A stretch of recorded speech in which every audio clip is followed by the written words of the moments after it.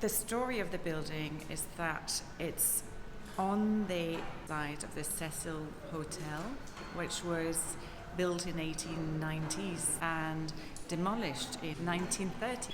Incredible, with this whole dilemma of building versus demolishing or building new. This is what happened on this side, but thankfully the building that was built by the Shell organization at the time in 1930s now has almost lasted 100 years. In terms of has it stood the test of time, definitely proven that the quality of the architecture of the building is very, very much loved still 100 years later on as an Art Deco icon of central London. So the longevity goes with the quality of the design. This is really important. The fact that they invested that so much originally at the time means that we still have this asset today that we can play with and remodel, reinvent again to meet the needs of contemporary people and office workers. The whole office floor plate has been kept as it was. So there's 2 cores and a central courtyard. Each floor plate is about 100 meters long, so it's really one of the biggest floor plates in this area of London. Altogether, the building is about 500,000 square feet. These services have been fitted on this floor per bay, so it's a tiny bit over-designed, but what we really wanted to ensure is that the building flexibility for all user type is absolutely delivered for the long term. So whoever takes this building in future years will be able to either partition per bay or have it completely open plan, and the services are fitted for both uses. We really didn't want any tenants to come in and start to rip out all the services, so we made them beautiful and we really specified all the lagging with precision and set out every single piece of equipment is extremely tidy and very minimalist. We also took care to replaster the ceiling base, which is hollow pot floors, but it was quite in bad condition, so we decided to make it clean. We're now at embankment level, which was the director's entrance. So this building was very much designed to face the river, and the entrance was from carriages pulling on the street here and the directors coming up the steps on these ground metal doors here and would access the building this way.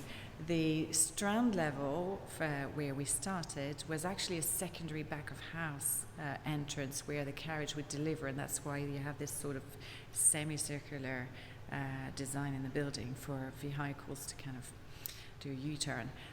So now we've totally reversed this in the sense that the main entrance is very much the Strand because people come from public transport, and we're trying to also link the building towards Covent Garden much more, where most of the people are navigating the cities from, much more than the embankment, which is more kind of transport route for cycles and cars. So nevertheless, we have this grand entrance hall here, which we still redesigned and added a new reception desk again, just to make sure that you had the option to come from either side of the building. Again, there's so many potential workers in this building that catering for 5,000 people a day can be, having 2 points of entry was brilliant.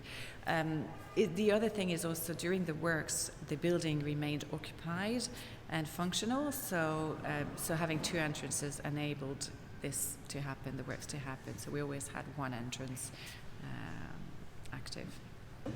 And so you can cycle into the building directly and then come and park your bicycle here. So we've installed more than 300 bicycle parking spaces.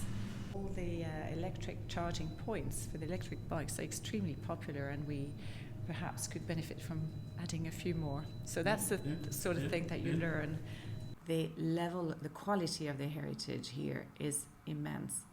There is a great aesthetic, very much loved still to nowadays as the Art Deco style. So, and it was very well maintained and good quality.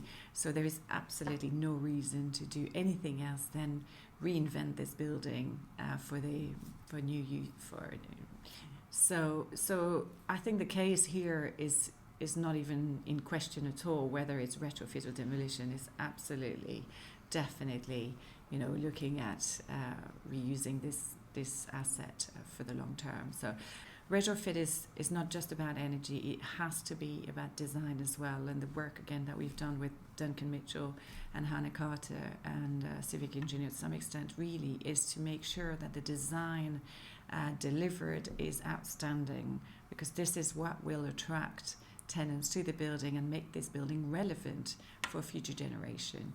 If it's only done with the purpose of saving energy, but the design is extremely compromised, I think it won't perhaps, or it will risk not passing the test of time in the long run.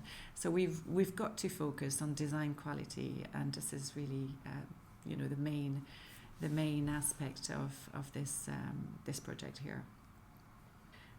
We've got to use the building that we have for whatever use will be suitable for it. So if we're trying to fit in a use for a building that is not suitable for the way the building is constructed, my personal position is we should look at another building, but not demolish that building to make it fit the use that we want to make out of it. We need to electrify the operation of our buildings throughout the country, no matter whether it's residential or commercial. The grid is planning as decarbonisation by 2035. Once everything is electrified, the problem is much lesser. So this is the direction we need to go towards, is take off the fossil fuel from all of our buildings. This is the main thing to do. But obviously we can't do it without addressing the performance of our buildings. Otherwise we won't be able to keep people comfortable. So it's important that the fabric is improved. In this building, we have installed secondary glazing, which also addresses the acoustics as well as the thermal quality of the building fabrics. It can be vastly enhanced, but also we need to bear in mind that the challenges for residential and commercial is very different. Commercial buildings is much more demanding in cooling than heating. So we have to kind of take each building on a case-by-case basis and address the energy efficiency. But there is fantastic work done by Letty, for example, on setting the targets of energy use intensity. This is absolutely the fundamental shift from, we've got to focus on performance-based grading of our buildings. So, and the value of our building should be, also based partly on the performance, the actual performance, preferably. So, much more than EPC, which, as we all know, is not as much of an exact science. Another spin also on this kind of upskilling that the industry is going into is the fire regulations, and it's quite often in conflict with the aspiration that we have to lower our embodied carbon in our projects.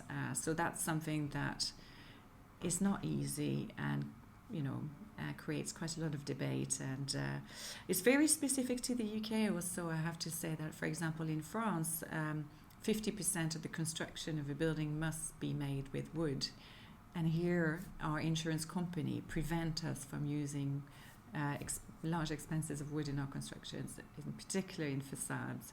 So that is at the moment quite problematic, and not something that we that anyone, to be honest, has resolved, and it's just an extra constraint that we need to be absolutely cognizant of in our practicing of architecture. PDP London, we've been going for about 30 years now, and our key expertise is reusing existing buildings in central London, large complex buildings, and giving them a new lease of life, making sure that they're relevant for the future and very durable. So we're very familiar with that adaptive reuse. and more about retrofit. We're doing a very large-scale retrofit at the moment, which is the first building of the scale that we're doing, which is completely electrified, I suppose. And we're enhancing the fabric, insulating the masonry, vastly improving the glazing, and installing a heat pump on a building worth 90 million construction cost. So it's a residential project in Victoria area, and it's 47 units, and it's a large retrofit of a Victorian asset. And luckily, yes, we've got great masonry, great, again, it's a boarding from the previous architects from 100 years ago has given us to work with. And the better the construction, the easier our work is. But we've got to be much more focused on vapor movement in the fabric, understanding thermal bridging, condensation risk, etc. This is the new architect of 2023, is that has all these skills in-house and is able to really design with absolute focus on energy efficiency. So this is really, it's a game changer for our industry. We've got to upskill.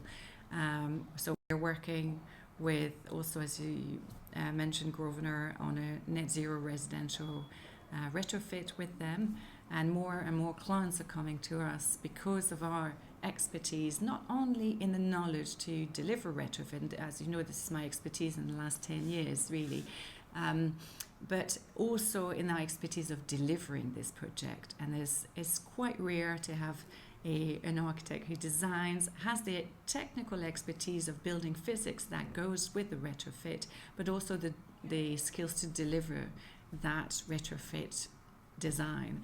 And that's unique, and this is where we stand really at PDP London right now. It's really, really a fantastic journey that we've been into, and that allows us to embrace the new profession of architecture and delivering low energy design. I think we're very well placed to do that at the moment. So we're working on several large projects that are using all of these techniques and trying to make a difference as much as possible. Great, thank you very much. Okay, good.